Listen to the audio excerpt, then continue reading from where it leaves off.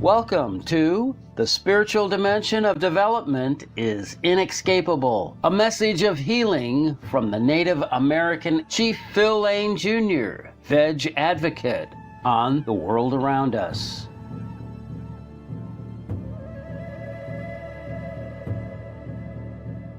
The Honorable Hereditary Chief Phil Lane Jr. is a member of the Ehunktanwa, Dakota, and Chickasaw nations. He is formally recognized by elders from across North America as a hereditary chief, owing to his noble lineage of leadership and longtime service to indigenous peoples and greater humanity.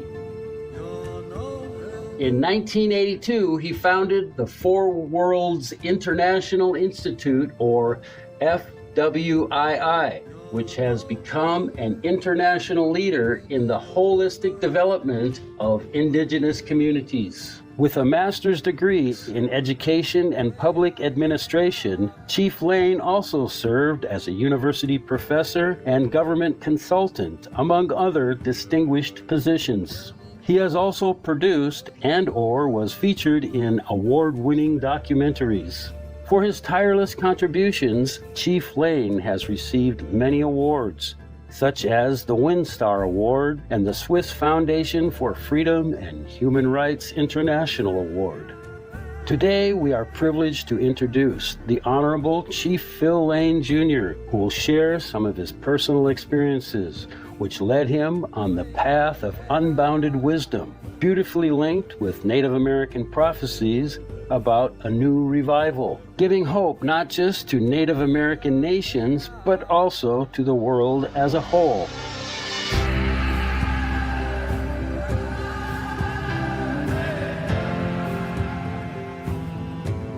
Okay, I'm going to say a prayer first. O Tinkashla Pingabashla Michante Washtelo Tinkashla Waranki Tinkashla Yate Kila Wakunda Kashla. O Wakantaka, Creator of the universe, most beloved one, all-powerful one, most kind one, most compassionate one, ever-forgiving one, most beloved one, ever-unifying one, O most beauteous one, we call upon all our ancestors and beloved ones who have passed on to the spiritual worlds beyond, in the most holy power of this universe that has created all things, to come here and to bless us, to share just the right words with all our relatives from all parts of our Mother Earth. And we give thanksgiving to our Supreme Master Television for being able to share these messages. Hallelujah. Shante Vashte.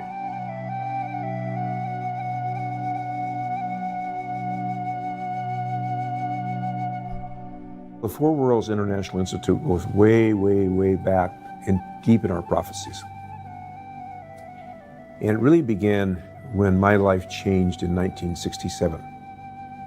When, my heart was so full of anger and hatred about what had happened to our people here. All people, really. All members of our human family that have been needlessly hurt and killed. And you can't have that. And so that led me really into a life of trying to kill that pain with alcohol and something like that. But I encountered a very sacred, very, very sacred prayer. And that was like fire started burning inside me. And I'm sure we all have that spiritual awakening, that time when we awaken and understand and feel oneness. Then I had the opportunity in 1980, after working for 10 years with indigenous peoples, really right at the heart of what was going on in building what we call the Daybreak Star Center in Seattle, Washington. And so I was responsible there for helping to build that.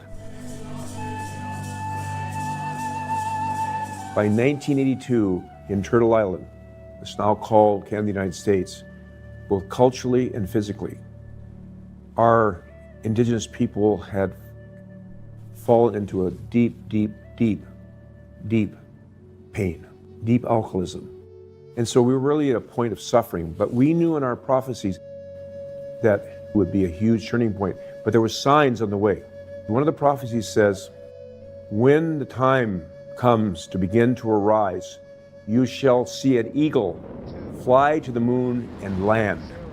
Of course, 1969, the spaceship called the Eagle landed on the moon, and the very first words transmitted to Mother Earth, to the human family, was, "The Eagle has landed."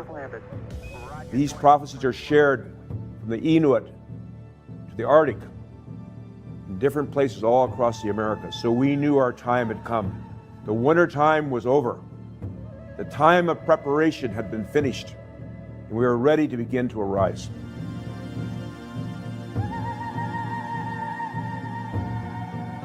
So in 1982, we were approached by the new director of what they called the National Native Alcohol and Drug Abuse Program in Canada, NADAP. And we wanted to bring, never before, a council together and to ask them the question, how can we come out of this deep, deep, deep hole we're in of darkness? The elders said this. They said the moral, the spiritual dimension of development is inescapable. You cannot build healthy communities, healthy nations, healthy families, healthy human beings on lies and greed and selfishness. They have to be built on kindness, compassion, forgiveness, respect, justice. That's the foundation. After initiating the first council of elders of its kind, Chief Lane succeeded in helping many Native communities turn to a more wholesome way of life.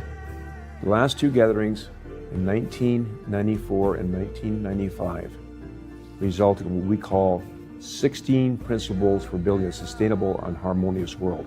And so today, I can say that we have networks everywhere in the world.